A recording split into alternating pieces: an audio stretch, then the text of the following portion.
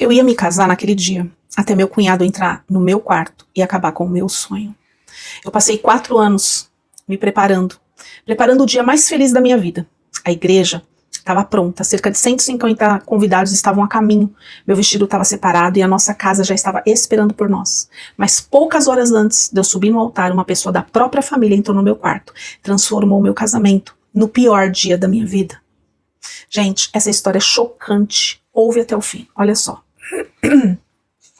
Eu comecei a namorar quando eu tinha 17 anos, meu namorado tinha 20 e nós éramos completamente apaixonados um pelo outro. A gente se dava muito bem e desde o começo ele falava em casamento. Como eu ainda era menor de idade, nós começamos a fazer planos para quando eu tivesse mais velha, né? Era um amor muito gostoso, durante todo o nosso namoro nunca houve traição, nunca aconteceu nada que abalasse a nossa relação. Nós éramos vizinhos, morávamos no mesmo bairro e já nos conhecíamos da escola. Nós fomos crescendo juntos e depois nós começamos a namorar. As nossas famílias também eram muito próximas uma das outras. Eu tenho 2 irmãos, uma menina e um menino, ambos mais novos do que eu. Meu namorado tinha um irmão mais velho, como todo mundo morava perto, as famílias estavam sempre juntas. Depois de mais ou menos 1 ou 2 anos de namoro, nós começamos a juntar dinheiro para o casamento. A gente queria fazer uma festa bonita e eu sonhava, gente, com cada detalhe do dia do meu casamento. Só existia uma coisa que me incomodava muito, o irmão do meu namorado, mais velho. Eu não gostava do jeito dele comigo, sabe? Porque ele vivia dando em cima de mim, parecia não respeitar o próprio irmão, sabe? Era uma coisa desagradável. Sempre que ele podia, ele soltava alguma gracinha ou alguma palavra insinuando alguma coisa.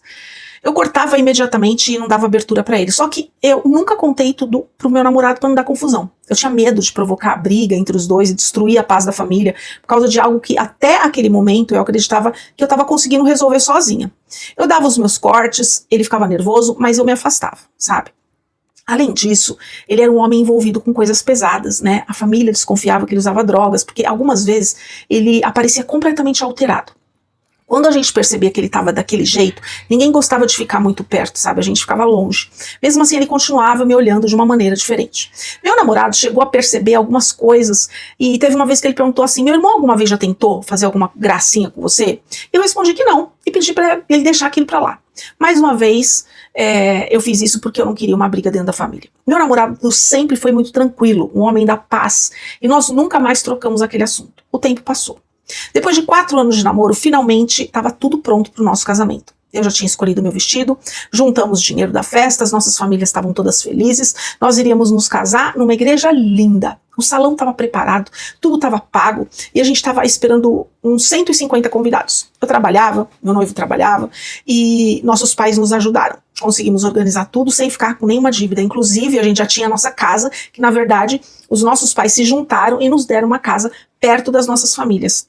Ela já estava decorada, pronta para receber a gente depois do casamento. Enfim, gente, tudo perfeito. Parecia que tudo tinha acontecido exatamente como nós planejamos durante aqueles 4 anos. O único problema continuava sendo o irmão dele. Ele não tinha mudado, gente. Continuava tentando se insinuar, mas eu continuava cortando. Como ele nunca tinha chegado a fazer algo além daquelas investidas, eu continuava sem contar para o meu noivo. E eu pensava assim, nós estamos tão perto do casamento, se eu falar alguma coisa agora, os dois vão brigar e vai ficar aquele climão horrível. E aí eu fiquei calada, até chegar o dia do casamento.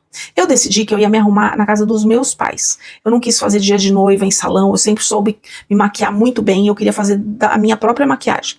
Contratei só uma pessoa para fazer o meu cabelo. Depois eu queria ficar no meu quarto, me maquiar, colocar meu vestido, viver aquele momento do meu jeito, sabe? Com muita calma. Hoje eu penso que se eu soubesse o que aconteceria, eu jamais teria ficado naquela casa. A profissional terminou meu cabelo e durante a tarde ela foi embora. Minha mãe decidiu ir no salão, minha irmã também foi junto, meu pai e meu irmão também tinham saído para buscar as roupas que tinham alugado para o casamento, e isso aconteceu há cerca de 10 anos mais ou menos, mas eu lembro daquele dia. Minha mãe falou assim, é só um pouquinho, tá? Você espera aqui e quando eu voltar eu te ajudo a terminar de se arrumar. Eu fiquei sozinha, tava no meu quarto começando a me preparar e ainda tava de lingerie. Eu tava sozinha, né? Foi quando eu escutei alguém entrando em casa. Eu não me preocupei, eu imaginei que fosse meu pai, meu irmão, ou até a minha mãe voltando. E eu continuei no quarto, de repente a porta se abriu de uma vez. Era o meu cunhado. Na mesma hora, gente, eu peguei uma toalha, me cobri e perguntei, o que você tá fazendo aqui? Sai daqui. Ele olhou pra mim e respondeu, você pensou que você ia escapar de mim? Você nunca me deu bola, sempre ficou me ignorando, tá se achando, né? Tá achando que você é quê? Gente, eu percebi imediatamente que ele estava completamente possuído, alteradíssimo de droga. Parecia ter usado muita coisa, estava estranho, além do normal. Antes que eu conseguisse fazer qualquer coisa, ele veio pra cima de mim. Ele era muito maior, mais forte do que eu, me jogou em cima da cama. Meu Deus do céu, que terror. Eu comecei a gritar, mas não tinha ninguém na minha casa pra me ouvir. Ele colocou um pano dentro da minha boca pra impedir que a minha voz saísse. Me segurou com muita força, ele tava com uma força que eu nunca vi. Eu tentei lutar, mas ele me imobilizou. E ele me machucou meus braços, minha perna, enquanto ele me segurava. Eu simplesmente não tinha força suficiente pra conseguir sair dali.